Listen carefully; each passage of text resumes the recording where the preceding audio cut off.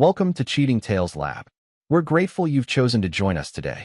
Tell us, which part of the world are you watching from? Big city? Small town? Country? We'd love to know. Now, let's dive into today's story. Chapter 1. Blood of the Covenant. Damon Briggs stood on the balcony of his Montana ranch house, watching the sun set behind the mountain range. At 45, he had built an empire from the ground up, a chain of high-end hunting lodges that catered to the wealthy elite who yearned for authentic wilderness experiences without sacrificing luxury. His weathered hands gripped the railing as he contemplated the call he'd received earlier that day. His stepdaughter, Vanessa, had sounded excited about the surprise party she was organizing for her mother's 50th birthday. Despite the fact that Colette wasn't Vanessa's biological mother, the girl had thrown herself into the planning with characteristic determination. Vanessa had been just 8 when Damon married her mother, Adelaide. When Adelaide died of cancer 5 years later, Damon had continued raising Vanessa as his own. Colette had entered their lives when Vanessa was 16, beautiful, charming, and seemingly accepting of the wheelchair-bound teenager who came as part of the package with Damon. It had been 8 years since then, and Damon had done everything to provide the perfect life for his new family. Thinking about work again? Colette's voice interrupted his thoughts as she joined him on the balcony, wrapping her arms around his waist. Just appreciating what we've built, Damon replied, turning to face his wife. She was still stunning at nearly 50, tall and graceful with auburn hair that caught the last golden rays of sunlight. You built, you mean? Colette said with a smile that didn't quite reach her eyes. I'm just along for the ride. That's not true, Damon said. You've been instrumental in the social connections that brought in our wealthiest clients. He didn't mention that he'd noticed those social engagements had been increasing lately, often without him. Well, speaking of social connections, Colette said, I've been invited to a weekend retreat with the Wilderness Conservation Board next month. It's in Jackson Hole. Another one? Damon raised an eyebrow. That's the 3rd retreat in 2 months. It's important networking, Damon. You know that. Colette's tone had a sharp edge that hadn't been there in the early years of their marriage. Of course, Damon nodded, his face betraying nothing of his suspicions. He'd built his business on understanding people's tells, knowing when a client was bluffing about their hunting experience or when a competitor was hiding financial troubles. And Colette had tells of her own that had been multiplying. Later that evening, while Colette was taking a bath, Damon's phone rang. Vanessa's name flashed on the screen. Hey, kiddo, he answered warmly. Dad. Vanessa's voice was filled with excitement. I've finalized almost everything for Mom's party. The venue, the catering, the entertainment. It's going to be amazing. Damon smiled. At 24, Vanessa had inherited his determination and business acumen. Despite being confined to a wheelchair since the car accident that killed her biological father when she was 6, she had graduated top of her class and now worked remotely as a software developer. I can't wait to see it. She'll be blown away, Damon said. How much do you need for the final payments? That's why I'm calling. Vanessa hesitated. The total came to more than I expected. With the last-minute changes to accommodate everyone on Mom's guest list, it's $3,300. Damon whistled. That's quite a party. I know it's a lot, Vanessa said quickly. I can cover some from my savings, but... Nonsense, Damon interrupted. I'll transfer the money tonight. Colette deserves the best. After hanging up, Damon sat in his office, staring at the framed photo on his desk, himself, Colette, and Vanessa at Vanessa's college graduation. They looked happy, a perfect family. But something had shifted in the last year. Subtle changes in Colette's behavior, unexplained absences, and now these frequent retreats. Damon opened his laptop and transferred the money to Vanessa's account. Then, after a moment's consideration, he opened another program, one that would allow him to remotely access Colette's phone the next time she connected to their home Wi-Fi. In his years building his business, Damon had learned one critical lesson. Trust was valuable, but verification was priceless. Chapter 2. Uninvited. 3 weeks passed in a blur of activity. Vanessa called or texted daily with updates about the party, and Damon marveled at her attention to detail.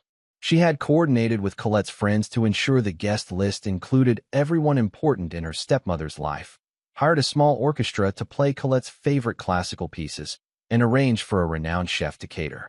Meanwhile, Damon's suspicions about Colette continued to grow. The remote access to her phone had revealed text messages with someone saved simply as G, innocuous on the surface but laden with subtext.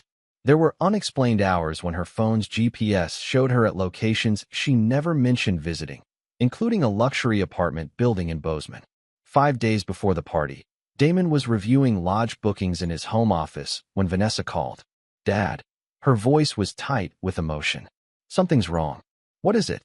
Damon sat up straight, immediately alert. "I just got off the phone with Trent Walsh," Vanessa said. Trent was the event coordinator at the venue Vanessa had booked.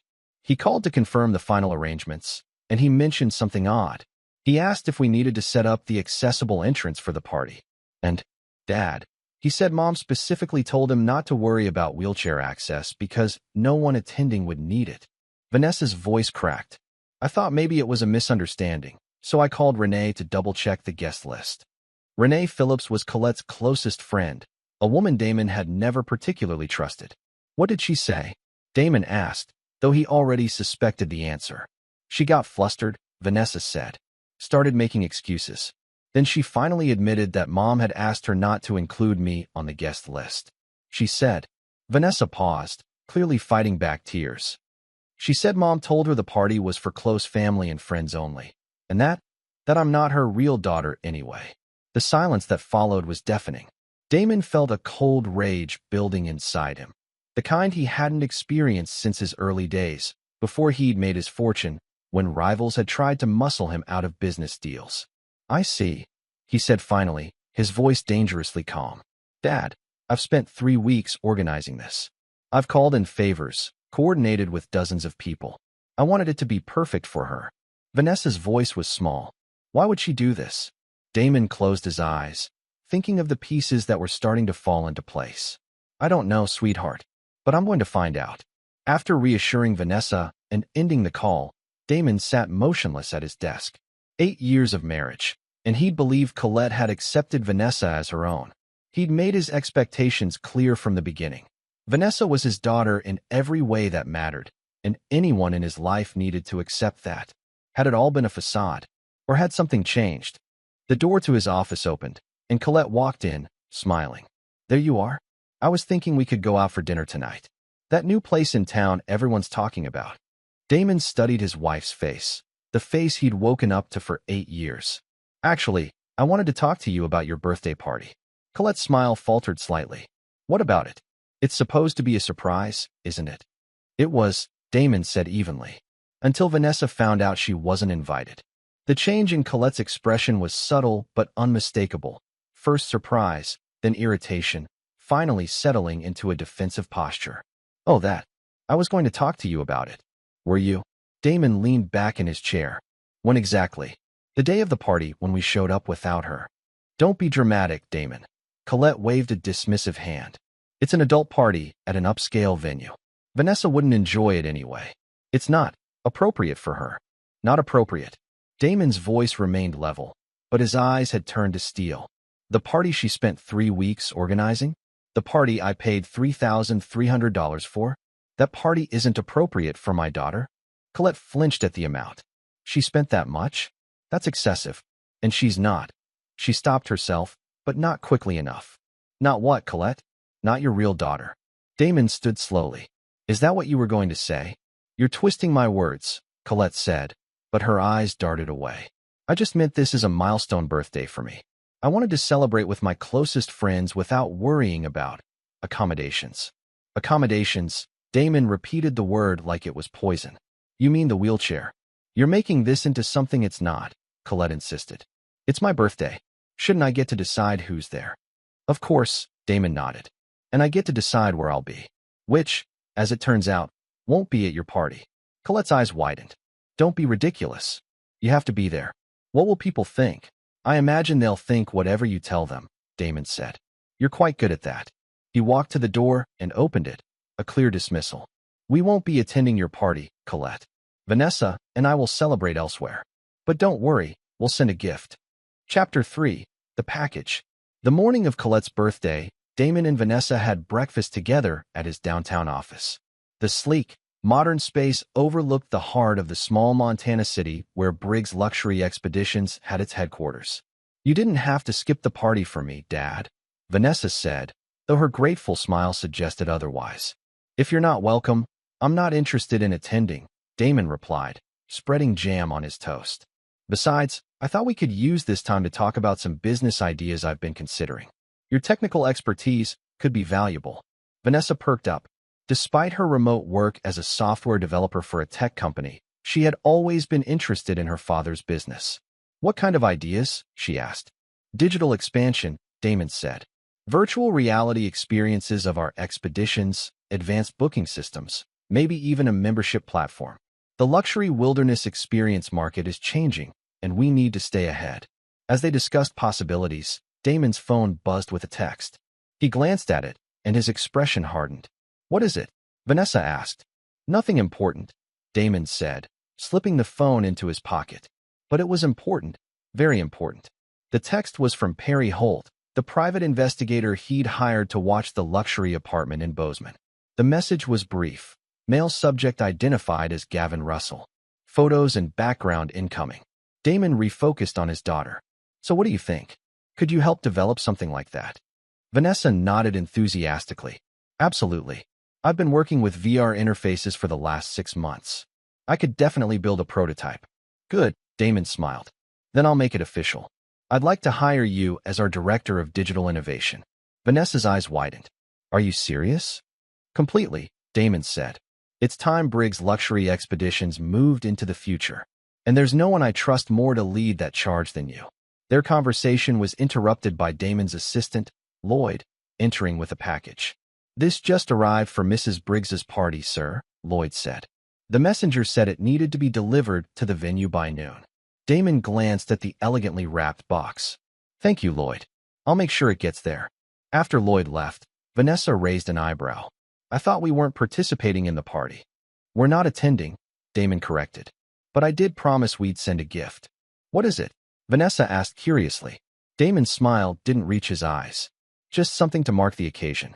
Later that afternoon, as Colette's birthday celebration was in full swing at the upscale venue Vanessa had selected, Damon received another text, this one from Renee Phillips. What the hell was in that gift? Half the guests left after she opened it. Damon slipped his phone back into his pocket without replying and turned to Vanessa. It seems your stepmother is enjoying our gift. What did you send her? Vanessa asked, a hint of concern in her voice. The truth, Damon said simply. Now, let's talk more about this VR concept. I think we could revolutionize how people experience wilderness adventures. As they continued their discussion, Damon's phone buzzed repeatedly with incoming messages, all of which he ignored. The only one he would read later was the detailed background report on Gavin Russell, including his connection to the Wilderness Conservation Board, his previous marriages, and most importantly, his relationship with Colette. The gift Damon had sent contained a simple USB drive. On it was a meticulously compiled slideshow of photos. Colette entering the luxury apartment building in Bozeman. Colette and Gavin Russell embracing in a restaurant. Screenshots of their text conversations, and financial records showing transfers from Damon's accounts to unknown recipients that coincided with Colette's retreats. The final slide was a photo of Damon and Vanessa, taken that morning, with a simple caption, "Happy birthday from your family. We hope you enjoy the party we paid for." When Colette finally returned home that night, her face was ashen. She found Damon sitting calmly in the living room, drinking a glass of whiskey. "How long have you known?" she asked, her voice barely above a whisper. "Long enough," Damon replied. "But not as long as you've been lying. I can explain." "I'm sure you can," Damon cut her off. "But I'm not interested in explanations. What I am interested in is what happens next." He set down his glass. "And that, Colette, is entirely up to you." The look in his eyes told her everything she needed to know. This wasn't a man who would forgive, forget, or compromise. This was a man calculating exactly how to dismantle her world, piece by piece. Chapter 4, Paper Trails. Colette moved out the day after her disastrous birthday party. She left with 2 suitcases and a cloud of excuses, claiming she needed space to think. Damon made no attempt to stop her. Instead, he watched from the window as she loaded her luggage into her Mercedes and drove away, presumably to her lover's Bozeman apartment. "Are you okay, Dad?" Vanessa asked, wheeling herself into the room after Colette had gone. Damon turned from the window. I'm fine. This has been coming for a while, I think. What happens now? Now, Damon said, we see just how deep this rabbit hole goes. The following morning, Damon called his most trusted employee, Bennett Webb, the operations manager who had been with him since the early days of Briggs Luxury Expeditions. I need a complete audit of all company accounts for the last 3 years, Damon said when Bennett arrived at his home office. And I need absolute discretion. Bennett, a former military intelligence officer with a square jaw and calculating eyes, nodded. Does this have something to do with Mrs. Briggs leaving? It has everything to do with it, Damon confirmed. I have reason to believe she may have been diverting company funds. To where? Bennett's expression remained professionally neutral. That's what we need to find out. Damon handed him a file. This is everything I've gathered so far about her, associate Gavin Russell. I want to know every connection between them, every financial transaction, every property they might share. Consider it done, Bennett said, taking the file. What about the other operations? The expansion plans? Proceed as normal, Damon instructed. Vanessa will be joining the company as Director of Digital Innovation. She'll work closely with you on the technological aspects of the expansion. After Bennett left, Damon made another call to Serena Walsh, his attorney. Unlike his soft-spoken operations manager, Serena was renowned for her aggressive approach to business and matrimonial law. I need you to prepare divorce papers, Damon said without preamble when she answered. On what grounds? Serena asked. All business. Infidelity, financial impropriety, and whatever else you can throw in, Damon replied. And I want the most airtight prenuptial enforcement you can manage. The prenup is solid, Damon, Serena assured him. We made sure of that before you married her. But I'll need evidence of the infidelity and financial issues to really lock this down. You'll have it, Damon promised. Over the next 2 weeks, Damon immersed himself in his investigation. The remote access to Colette's phone provided a treasure trove of information: text messages, emails, photos, and location data. Bennett's financial audit revealed concerning patterns: consulting fees paid to shell companies, unexplained expenses charged to company accounts, and discrepancies in the books that had been carefully disguised. But it was Perry Holt's investigation of Gavin Russell that yielded the most disturbing revelations. Russell wasn't just Colette's lover. He was a sophisticated con man with a history of pursuing wealthy women, bleeding them dry, and disappearing. He had been married 3 times, each marriage ending after his wife's assets had been mysteriously depleted. Most concerning of all, Russell had connections to several of Briggs Luxury Expeditions' competitors. The timing of certain business setbacks, lost contracts, leaked proposals, poached clients, coincided perfectly with Colette's increased involvement with Russell. Damon sat across from Perry in a private room at his downtown office, reviewing the findings. So they've been planning this for what, a year? 2 years? Damon asked, his voice cold. At least 18 months, Perry confirmed. Based on the electronic trail, they met at a conservation gala in Denver. The relationship escalated quickly after that. And the money? Conservative estimate? About $800,000 diverted through various channels. Some through consulting fees to companies Russell controls, some through inflated vendor contracts where he gets kickbacks, and some direct transfers disguised as charitable donations to conservation groups that don't actually exist. Damon nodded, processing the information. What about the competitors? Any direct evidence of corporate espionage? Nothing that would stand up in court, Perry admitted. But the circumstantial evidence is strong. Every time you lost a major client or had a proposal undercut, Colette had access to the information and met with Russell shortly before. That's enough for me, Damon said. What about the properties? Russell owns the apartment in Bozeman, but we found evidence they've been looking at houses together in Costa Rica.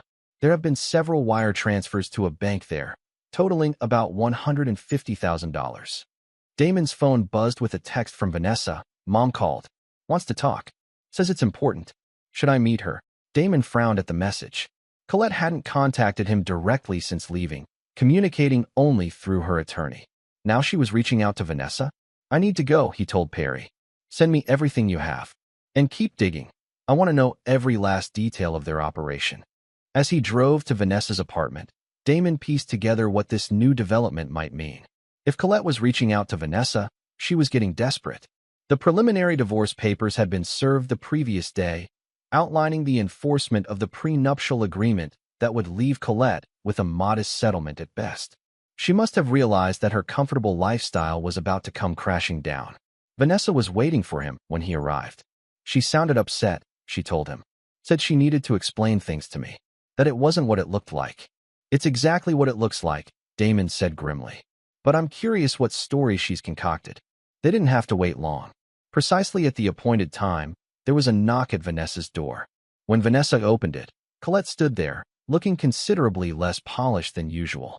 Her designer clothes had been replaced with jeans and a simple blouse, and her makeup was minimal. "Thank you for seeing me," she said, her eyes darting nervously to Damon. "I didn't know you'd be here. Did you think I'd let you manipulate my daughter without being present?" Damon asked coldly. Colette flinched. "I'm not here to manipulate anyone. I just want to explain." "Then explain," Vanessa said, her voice uncharacteristically hard. "Explain why you excluded me from the party I planned. Explain why you've been betraying my father." Colette sank onto the couch. "It's complicated. Gavin. He has a way of making you believe anything. When we met, he told me he could help expand Damon's business internationally. He knew people, had connections. I thought I was helping. By sleeping with him, by giving him access to confidential information." Damon's voice was like ice. "It didn't start that way," Colette insisted. "It started as business. Then it changed. He made me feel valued, appreciated, not just as an accessory to your success. So this is my fault." Damon raised an eyebrow. "No, that's not what I'm saying," Colette backpedaled. "I made mistakes. Terrible mistakes. But Gavin isn't who you think he is. He's dangerous, Damon. When I told him I wanted to end things, he threatened me. Said he had evidence I'd helped him steal company information, that I'd go to jail." "And the party?" Vanessa asked quietly. "How does that fit into this sob story?" Colette had the grace to look ashamed. "That was wrong. Inexcusably wrong," Gavin said. "He said having you there would complicate things. That we needed to distance ourselves from family attachments. So you just went along with it?" Vanessa's voice trembled with anger. "After everything my dad has done for you?" "I wasn't thinking clearly," Colette whispered. "I've been trapped in this situation, afraid to leave, afraid to stay. I need help, Damon. I'll tell you everything. Give you all the evidence you need against Gavin, if you'll just help me get out of this." Damon studied his wife's face, the face he'd once trusted completely. Was she telling the truth? Was she another of Russell's victims, manipulated and threatened? Or was this just another con, a last-ditch effort to salvage something from the wreckage of her schemes? "You want my help?" he said finally. "What exactly are you asking for?" "Protection," Colette said. "And leniency. I know I've done unforgivable things, but I was coerced. I can help you get everything back, expose Gavin for what he is." Damon exchanged a glance with Vanessa, whose expression remained skeptical. "I'll consider it," Damon said after a long pause. "But I'll need everything. Every email, every text, every account number, every meeting you had with him. And I'll need to verify your story." "Of course," Colette nodded eagerly. "Whatever you need. I just want this nightmare to be over." After she left, Vanessa turned to her father. "You don't believe her, do you?" Damon's expression was unreadable. "I believe in evidence. And right now, all the evidence points to her being a willing participant in Russell's schemes. But if she's offering to provide information we can use against him." "You're going to use her," Vanessa realized. "Just as she used us," Damon confirmed. "The difference is, I'm being transparent about it." Chapter 5, Crocodile Tears. The next morning, Bennett Webb arrived at Damon's home with additional findings from the audit. The new information painted an even more damning picture of Colette's involvement in the financial improprieties. "There's no way she wasn't aware of what was happening," Bennett concluded, showing Damon a series of emails where Colette had specifically instructed the accounting department to process payments to the shell companies. These weren't just rubber stamp approvals. She was actively directing the funds. Damon nodded, unsurprised. "What about her claim that Russell threatened her?" "Possible, but unlikely given the timeline," Bennett said. "These diversions started small and gradually increased. Classic embezzlement pattern. If she was being coerced, you'd expect to see sudden, large transfers." "That's what I thought," Damon said. "Still, we'll play along with her story for now. It gives us access to information we might not get otherwise." "What's the endgame here?" Bennett asked. "The divorce is proceeding. We've already frozen her access to company accounts, and we're documenting everything for potential criminal charges. What more do you want? Damon's expression darkened. Justice. Colette and Russell didn't just steal money. They betrayed trust. They tried to dismantle everything I've built, everything that would have been Vanessa's legacy. That deserves more than just a legal response. Bennett studied his boss carefully. What kind of response are you thinking? The kind that ensures they never do this to anyone else, Damon said. The kind that leaves them with exactly what they planned to leave me with, nothing. Later that day, Damon met with Colette at a quiet cafe on the edge of town, neutral territory. She arrived carrying a laptop and several folders, looking nervous but determined. I've brought everything I have, she said, sliding into the booth across from him. Account numbers, meeting dates, emails, everything. And in return, Damon asked, making no move to touch the materials. Like I said, protection and leniency, Colette replied. I know the prenup is ironclad, but maybe we could work out something more equitable? And I need your help dealing with Gavin. He's dangerous, Damon. More dangerous than you know. Damon considered her words. Tell me about the Costa Rica property. Colette's eyes widened slightly. A tell. What property? The one you and Russell have been transferring money to purchase, Damon said calmly. The one you plan to escape to after completing your little operation. That's Gavin's project, Colette stammered. He mentioned something about an investment property, but I wasn't involved in that. Interesting, Damon said. Because the wire transfers came from our joint account. The one I set up for your personal use. The one only you had access to. Colette's face paled. I can explain. I'm sure you can, Damon cut her off. Just like you can explain why you told Vanessa's friend Trent that no one in wheelchairs would be attending your party. Just like you can explain why you referred to my daughter as not your real daughter. Renee misunderstood, Colette insisted. I never meant. Save it, Damon said, his voice suddenly hard. Here's what's going to happen. You're going to give me everything you have on Russell. Every dirty little detail. Not for leniency, not for protection, but because it's the only way you'll walk away from this with anything at all. Are you threatening me? Colette asked, her voice small. I'm making you an offer, Damon corrected. Cooperate fully, and the divorce proceeds as outlined in the prenup. You get the settlement we agreed to 8 years ago. Withhold anything. Try to play me against Russell, and I'll make sure you're implicated in every illegal act you two committed. You wouldn't, Colette whispered. It would damage the company, your reputation. Try me, Damon said, his eyes cold. I rebuilt once before. I can do it again if necessary. After a long moment, Colette nodded. Fine. What do you want to know? For the next 2 hours, Damon meticulously extracted every detail of the operation. Russell's methods, their communication systems, the competitors involved, the offshore accounts. Colette held nothing back. Whether out of fear or self-preservation, she provided names, dates, and details that filled in the remaining gaps in Damon's understanding. By the time they finished, Damon had a complete picture of the scheme, and it was even more extensive than he'd initially believed. Russell wasn't just after Damon's money. He was systematically targeting the entire luxury expedition industry, using information from one company to gain advantage with another, playing competitors against each other for his own gain. One last thing, Damon said as they prepared to leave. Does Russell know about the divorce papers? About the gift at the party? Yes, Colette admitted. He was furious. Said you'd ruined everything. That we'd have to accelerate the timeline. Accelerate to what? The final extraction, he called it. Taking everything we could and disappearing. That's why I came to you. I realized how deep I was in, and I got scared. Damon nodded, processing this information. Here's what you're going to do. You're going to tell Russell that I'm considering a settlement outside the prenup. That you've convinced me there might have been a misunderstanding. That I'm willing to meet with both of you to discuss terms. He won't believe that, Colette said. Not after the party. Make him believe it, Damon insisted. Tell him I'm desperate to avoid scandal. That I'll pay to keep things quiet. He's greedy. He'll believe what he wants to believe. And then what? Colette asked. Then, Damon said, standing to leave. We all get what we deserve. Chapter 6. Best Served Cold.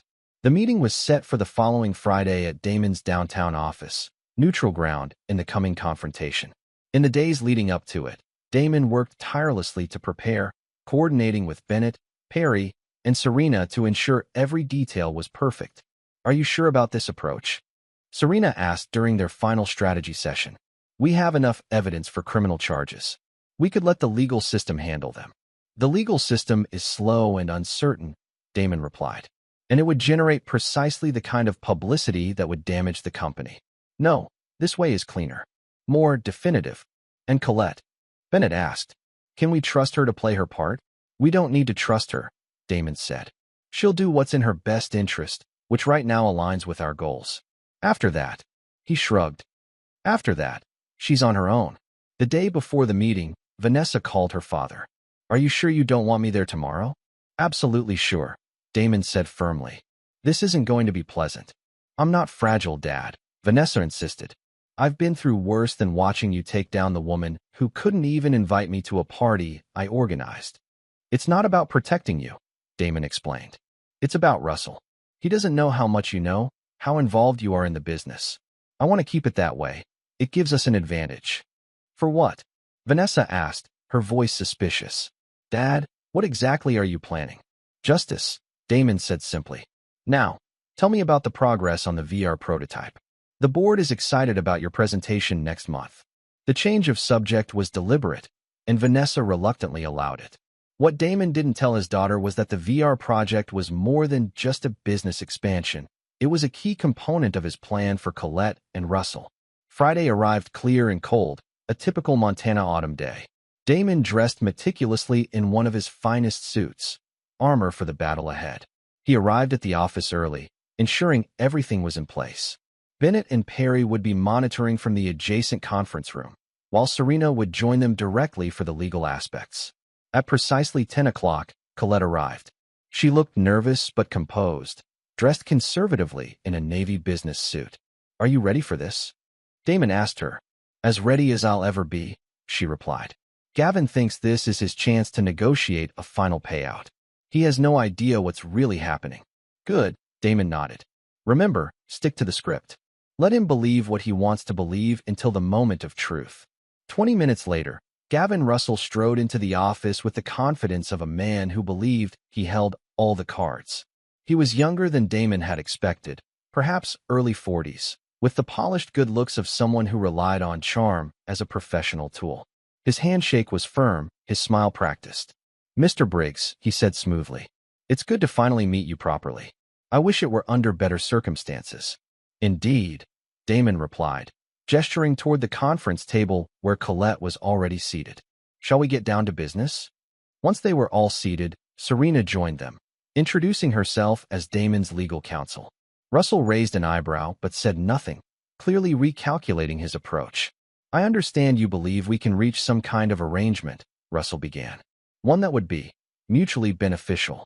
That depends on your definition of beneficial, Damon said. Colette has shared some concerning information about your relationship and certain business activities. Russell's eyes flicked to Colette, who looked down at her hands. I'm sure there have been misunderstandings.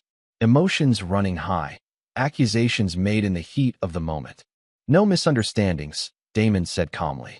In fact, we have a very clear picture of exactly what's been happening. He opened a folder and slid several documents across the table.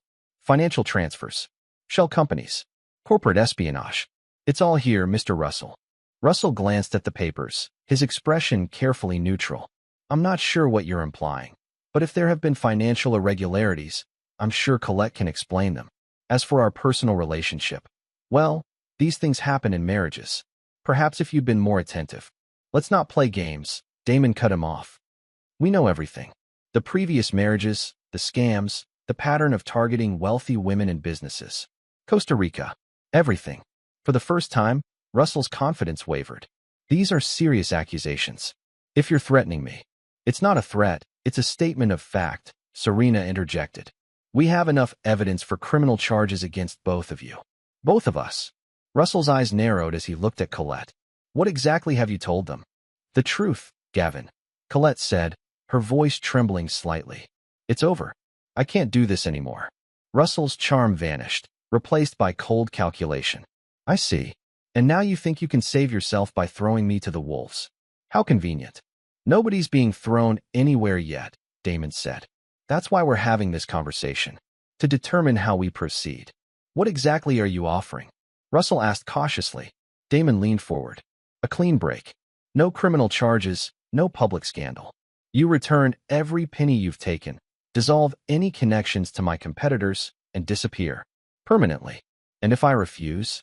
In answer, Damon pressed a button on the conference phone. Bennett, please join us with the files. Bennett entered carrying a large box, which he placed on the table before departing silently. This contains copies of everything we have, Damon explained. Every transaction, every email, every text. Enough to ensure you spend the next decade in federal prison. And that's just what we've gathered through private investigation. Imagine what the FBI would find with their resources. Russell's face had gone pale, but his mind was clearly racing. You're bluffing. You won't pursue this. The publicity would damage your precious company. Try me, Damon said calmly. Some things are worth the cost. A tense silence filled the room as Russell evaluated his options. Finally, he smiled, a predator recognizing a worthy opponent. Very well, he said. I underestimated you, Mr. Briggs. What precisely do you want me to do? Sign the documents Serena has prepared, Damon instructed. They outline the terms, full financial restitution, severance of all business connections related to my industry, and a binding non-disclosure agreement. And Colette? Russell asked. What happens to her in this arrangement? That's between her and me, Damon said firmly. Your partnership is dissolved, effective immediately. Russell laughed bitterly. Thrown overboard at the first sign of trouble. And here I thought we had something special, my dear. Colette refused to meet his gaze. Sign the papers, Gavin. It's over. For the next hour, they worked through the legalities.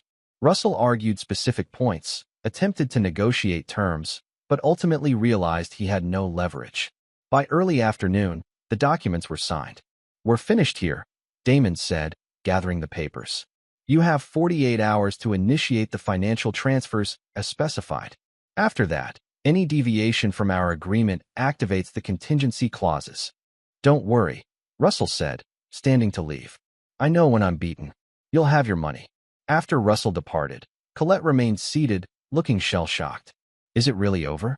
That part is, Damon confirmed. Now we move to the next phase. Next phase? Colette looked confused. What do you mean? Did you really think a few signatures would be the end of it? Damon asked. That after everything you two did, you could just walk away? Colette's face paled. But you said. I said there would be no criminal charges if Russell complied. Damon corrected her. And there won't be. What happens next isn't about the law. It's about consequences. What are you going to do? Colette whispered. Damon smiled, but there was no warmth in it. Exactly what you try to do to me. I'm going to take everything. Chapter 7. Smoke and Mirrors. The 48 hours following the meeting passed in tense anticipation. True to his word, Russell initiated the financial transfers as specified in the agreement. Nearly $800,000 returned to Briggs Luxury Expeditions accounts from various sources, shell companies, offshore accounts, and personal holdings. It wasn't the full amount they had stolen, but it was significant. He's complying, Bennett reported, reviewing the transaction records. Though I'm surprised. I expected him to run. He thinks he's being smart, Damon replied. Sacrificing some money to escape the bigger consequences. What he doesn't realize is that every transaction gives us more information about his financial network. Colette had moved into a small apartment provided by Damon, a temporary arrangement until the divorce was finalized. The prenuptial agreement was in full force, limiting her settlement to $250,000 and a few personal possessions. Given the evidence of her betrayal, she was in no position to contest it. 10 days after the meeting, Damon called Vanessa to his home. She found him in his office, surrounded by documents and digital displays. How's the VR project coming? He asked as she wheeled herself into the room. Right on schedule, Vanessa replied. The prototype is functional, and the team is implementing the expanded features. But I don't think you called me here to discuss that. Damon smiled. His daughter knew him too well. No, I didn't. I called because it's time you knew the full plan. For the next hour, Damon outlined what he had set in motion. The legal agreements with Russell and Colette were just the beginning, a foundation for what would follow. The true retribution would come through a carefully orchestrated series of events designed to dismantle Russell's entire operation and leave both him and Colette with nothing. The key is the Costa Rica property, Damon explained. Russell thinks he's protected it, by keeping it under multiple layers of shell companies. What he doesn't know is that we've identified every layer and are systematically working through them. To what end? Vanessa asked. Even if you gain control of the property, it's just one asset. It's more than that, Damon said. It's their escape hatch, their security blanket. And more importantly, it's where they've been transferring funds that they don't want traced. We've confirmed at least $2 million moved through accounts connected to that property, far more than they took from us. So they've been running this scam on multiple targets, Vanessa realized. Exactly, Damon nodded. And that's where your VR project comes in. Damon pulled up a presentation on one of the screens, the prototype Vanessa had been developing for Briggs luxury expeditions. It showed stunning virtual recreations of wilderness experiences, allowing potential clients to preview expeditions before booking. We're going to use this as bait, Damon explained. A new, revolutionary approach to luxury expeditions that promises massive returns for early investors. And guess who's going to be our primary target? Vanessa's eyes widened. Russell. Along with every business contact he's cultivated during his schemes, Damon confirmed. We'll present it as an exclusive opportunity, limited slots, privileged access. The kind of deal his ego can't resist. But the project is real, Vanessa pointed out. It's actually going to work. The technology is real, Damon agreed. But the investment opportunity is smoke and mirrors. By the time they realize what's happening, it'll be too late. Over the following weeks, the plan progressed with precision. Damon's team worked silently, methodically, gathering information on Russell's network of contacts and co-conspirators. The legal paperwork was filed for the creation of a new subsidiary, Briggs Immersive Experiences, that would house the VR project. Meanwhile, Colette grew increasingly anxious in her temporary exile.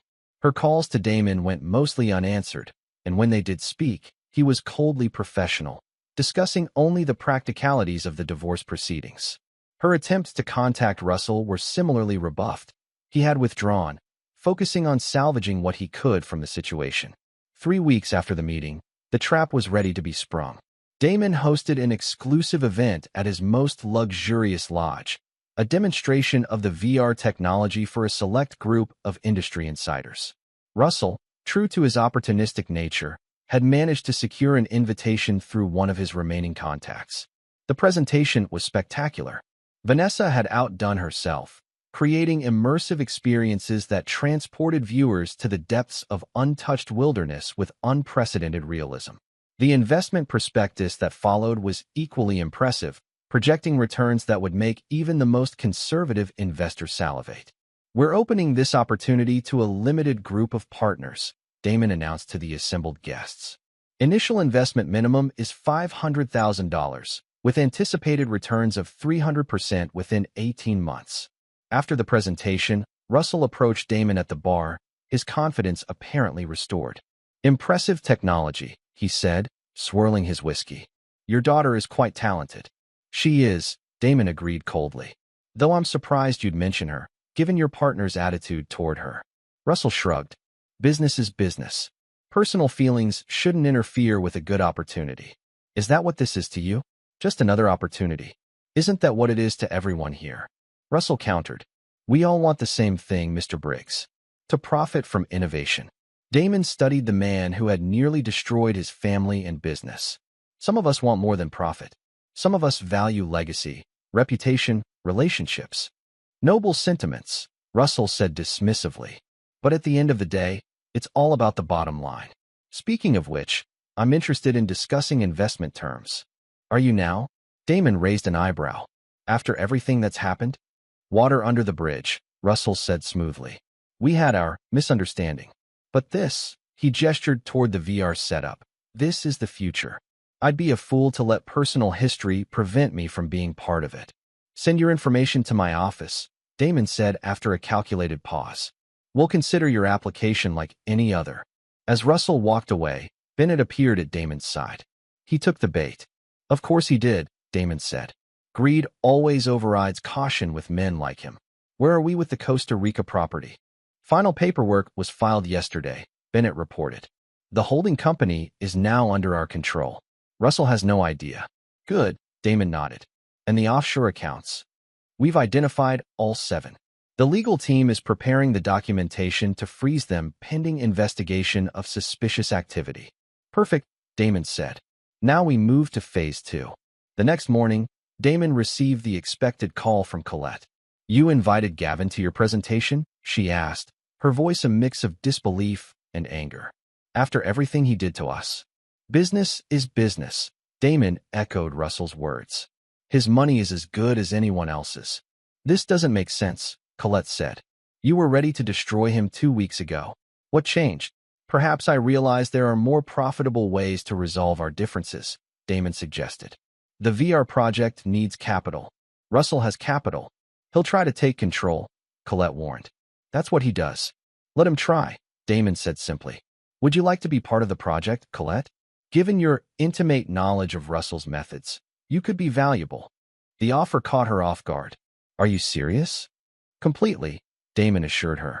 The divorce is proceeding, but that doesn't mean we can't maintain a professional relationship. Come to the office tomorrow. We'll discuss the possibilities. After ending the call, Damon turned to Perry Holt, who had been listening from across the room. She'll contact Russell immediately. Undoubtedly, Perry agreed. What do you think he'll do? Exactly what we want him to do, Damon said. He'll see this as an opportunity to recoup his losses and maybe even continue his original plan. Colette will present herself as our inside source, feeding him information while pretending to help me. And you're going to let this happen? Damon smiled coldly. I'm going to encourage it. Every piece of insider information Colette provides will be exactly what we want Russell to know. By the time they realize they're being played, the game will be over. Chapter 8. The Spring of the Trap. 2 days later, Colette arrived at Damon's office for their meeting. She was dressed impeccably, projecting confidence she clearly didn't feel. Thank you for seeing me, she said as she took a seat across from him. I've been giving your offer a lot of thought. And Damon prompted. I'm interested, Colette said carefully. But I have concerns. How would this work with the divorce proceeding? What would my role be exactly? The divorce is a personal matter, Damon explained. This is business. Your role would be consultant on investor relations, helping identify potential partners, facilitating connections, that sort of thing. Because of my social network, Colette nodded. Precisely, Damon confirmed. Despite everything, you still have valuable contacts. Contacts that could benefit the VR project. For the next hour, they discussed the details of the arrangement. Damon outlined the compensation structure, reporting relationships, and expectations. It was all perfectly reasonable, almost generous under the circumstances. There's one more thing, Damon said as they were concluding. Given your unique insights into Gavin Russell's methods, I'd like you to be our primary liaison with him, should he decide to invest. Colette's surprise was evident, though she tried to hide it. You're actually considering accepting his investment? Money is money, Damon said simply. And keeping potential threats close allows for better monitoring. Unless you're uncomfortable working with him. No, Colette said quickly. No, I can handle Gavin. I'm surprised you'd trust me with this. Trust is earned, Damon reminded her. Consider this your opportunity to start earning it back. After Colette left, Bennett entered the office. She made a call to Russell from her car. We recorded it as planned. And Damon asked. She told him everything, just as we expected. Said you were surprisingly receptive to his investment and that she was going to be his inside person. Damon nodded, satisfied. Perfect. Now we accelerate the timeline. I want the investment packages ready by Friday. The investment structure for Briggs' immersive experiences was deliberately complex, a labyrinth of holding companies, special purpose vehicles, and escrow arrangements. On the surface, it appeared designed to protect the groundbreaking VR technology and maximize tax advantages. In reality, it was constructed to create a one-way flow of capital that could be legally redirected under specific conditions. Russell, as anticipated, was among the first to submit his investment application. His proposed contribution was substantial, $1.5 million, significantly more than the minimum requirement. What he didn't know was that every dollar would be channeled directly into the acquisition of his own assets. A week after the applications were submitted, Damon hosted a signing ceremony for the initial investor group at his downtown office. 12 investors, including Russell, gathered to formalize their participation in what was billed as the future of luxury experiences. Before we proceed, Damon announced once everyone was seated. "I want to thank each of you for your vision and commitment. What we're creating here isn't just a business venture. It's a revolution in how people experience the natural world." The investors nodded appreciatively, eager to be part of something innovative and potentially lucrative. As outlined in your prospectus, Damon continued, "The initial capital will be held in escrow for 30 days while we finalize the technology patents. During this period, you'll have exclusive preview access to the system developments through our secure server." This was the critical hook, the promise of insider access that would keep the investors engaged during the crucial 30-day window when Damon's team would be executing the most delicate parts of their plan. The signing proceeded smoothly, with each investor executing the substantial document package prepared by Damon's legal team. Russell signed with particular flourish, clearly believing he had maneuvered himself into a position to recoup his losses and perhaps gain control of valuable technology. Immediately following the ceremony, Damon met privately with Vanessa, who had been monitoring the proceedings from an adjacent room. "All 12 signed?" she asked. "All 12, Damon confirmed, "including 3 who have direct business connections to Russell. He's brought his confederates into the fold, just as we hoped. And now we move against the offshore accounts," Damon said. "The signatures on those documents gave us the final legal authorization we needed." What Russell and the other investors didn't realize was that buried within the hundreds of pages they had signed were clauses that authorized specific security verification procedures for all connected financial entities. In essence, they had granted Damon's team permission to investigate their financial networks for potential conflicts of interest. 2 days later, those clauses were activated. Russell's 7 offshore accounts, the repositories of his ill-gotten gains from years of scams, were flagged for suspicious activity review. Simultaneously, the paperwork was filed to transfer ownership of the Costa Rica property from the shell company, now controlled by Damon, to a conservation trust, permanently removing it from Russell's reach. "He's going to realize what's happening," Vanessa pointed out when Damon briefed her on the progress. "What then? By the time he figures it out, it'll be too late," Damon assured her. "The financial mechanisms are already in motion. Besides, he still believes the VR project is legitimate and that his investment is secure. That belief will keep him from acting rashly for a few more critical days. And Colette? She's been calling me, trying to arrange lunch. Says she wants to reconnect." Damon's expression hardened. "Keep her at arm's length. Feed her the information we discussed, enough to make her believe she's gaining insight, but nothing of actual value." 3 weeks into the 30-day escrow period, Russell requested an urgent meeting with Damon. His typically polished appearance had begun to fray at the edges, his suit slightly rumpled, his expression strained. "There seems to be an issue with some of my accounts," he said without preamble when they met in Damon's office. "Accounts that have nothing to do with our business arrangement." "Oh," Damon raised an eyebrow. "That sounds concerning. Banking troubles can be such a headache." "This isn't a random glitch," Russell said coldly. "These accounts have been flagged for review after being linked to potential security concerns with Briggs' immersive experiences. I know when I'm being targeted, Briggs. I assume you've reviewed the investment documents you signed?" Damon asked mildly. "Standard security protocols require verification of all connected financial entities to protect the intellectual property involved. If your accounts were flagged, there must be a reason." "This is retaliation," Russell accused. "For what happened with Colette." "This is business," Damon corrected him. "Nothing more, nothing less. If your financial affairs are in order, you have nothing to worry about. The reviews will be completed and access will be restored. And if I withdraw my investment?"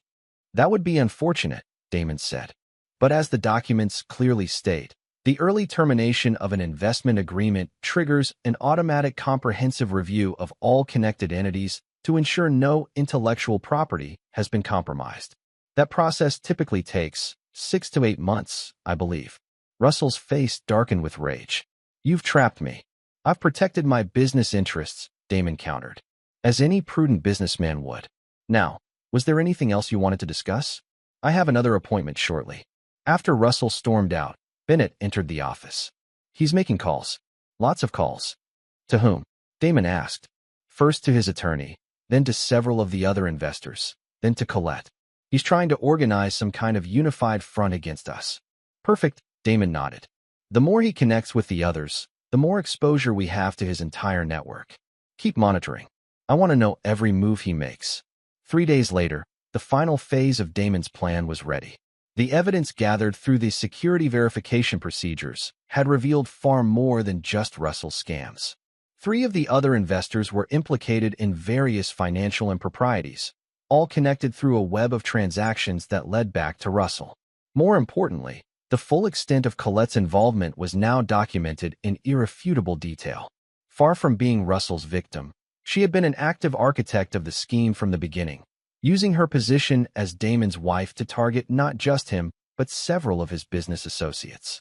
The morning of the confrontation, Damon met with Vanessa at her apartment. "Are you sure you want to be there for this?" he asked. "It's going to get ugly." "I need to see it," Vanessa insisted. "After what they tried to do to us, after how they treated me, I need to see them face the consequences." Damon nodded, understanding his daughter's need for closure. "All right, but stay back," observe. "Don't engage with them directly." "I know how to handle myself, Dad," Vanessa reminded him. "I've been watching you do it my whole life." At noon, the trap was finally sprung. Russell, Colette, and the 3 implicated investors arrived at Briggs Luxury Expeditions headquarters for what they believed was an emergency investors meeting. They had spent the previous days strategizing, preparing to confront Damon with legal threats and accusations of bad faith. Instead, they found themselves in a conference room with Damon, Bennett, Perry Holt, Serena Walsh, and representatives from the FBI's Financial Crimes Division. "What is this?" Russell demanded as he took in the scene. "Where are the other investors?" "The legitimate investors have been briefed separately," Damon explained calmly. "This meeting is specifically for those whose activities have triggered federal investigation." "Federal investigation?" One of Russell's associates paled visibly. "What are you talking about?" "Perhaps Agent Dawson can explain." Damon gestured to one of the FBI representatives. For the next 30 minutes, Agent Dawson outlined the evidence that had been gathered, not just against Russell and Colette, but against a widespread network of financial fraud that stretched back years and across multiple states. The security verification procedures in the investment documents had provided the legal access needed to uncover the entire operation. "This is entrapment," Russell sputtered when the agent finished. "You created a fake investment opportunity to lure us in." "On the contrary," Damon corrected him. "Briggs Immersive Experiences is a legitimate business venture. The VR technology is real, the patents are valid, and the 9 legitimate investors will see excellent returns on their capital. The fact that you and your associates attempted to use it as a vehicle for continued financial crimes is unfortunate, but not surprising." "You set us up," Colette accused, turning to Damon. "This whole reconciliation, bringing me in as a consultant, it was all part of your plan." "Just as your marriage to me was part of yours," Damon replied coldly. "The difference is, my plan was legal." As the FBI agents began the formal process of detainment and evidence collection, Vanessa wheeled herself forward from the back of the room, where she had been observing silently. "You know what I find most interesting?" she said, addressing Colette directly for the first time. "You couldn't even include me in a birthday party I organized. You couldn't see past this wheelchair to recognize me as family. But my father never saw it as a limitation. He saw me for who I am. And now I'm the one who designed the technology that brought you down." Colette had no response, her face a mask of shock and humiliation as the reality of her situation sank in. As the group was escorted from the room, Damon placed a hand on his daughter's shoulder. "It's over," he said quietly. "Almost," Vanessa corrected him. "There's still one more thing to do." Chapter 9, Ashes to Ashes. The federal investigation proceeded with remarkable efficiency, fueled by the mountain of evidence Damon's team had compiled. Within weeks, Russell and his associates were facing multiple charges of wire fraud, money laundering, and conspiracy. The prosecutor's office, recognizing the strength of their case, offered plea deals to some of the smaller players in exchange for testimony against Russell. Colette's situation was particularly precarious.